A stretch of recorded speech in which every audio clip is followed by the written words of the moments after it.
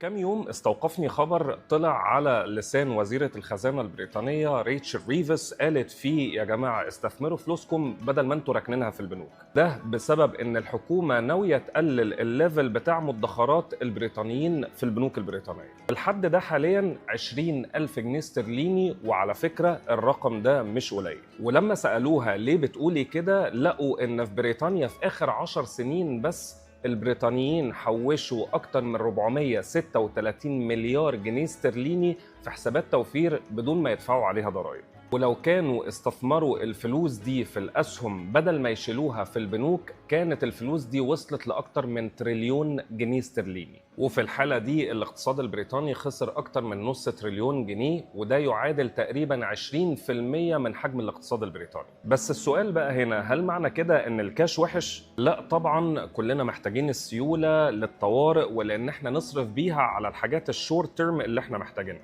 بس برضو مش من الطبيعي ان حد يسيب فلوسه في البنك نايمه كده لمده 3 و5 و10 سنين. الشخص اللي بيسيب فلوسه لفترات طويله قوي كده في البنوك بيدفع الثمن بتاعها من غير ما يحس. الثمن ده هو ثمن الفرصه الضايعه. المشكله بقى ان الحكومه مش عايزه توقف استثمارات البريطانيين على الاسهم بس، دي كمان عايزاهم يدخلوا في الملكيه الخاصه او البرايفت اكويتي، وده مستوى تاني خالص، مخاطره اعلى وتعقيد اكتر. عامه احنا لسه قدامنا كتير قوي، لان مجرد التخيل ان رئيس الوزراء او محافظ المركزي في مصر يطلعوا يقولوا الكلام ده للناس، دماغي مش قادرة تجيبه. والسؤال بقى هنا، لو الكلام ده sooner or later اتطبق في مصر، هتخلي فلوسك في البنك ولا هتستثمر فلوسك في الأسهم وبس كده؟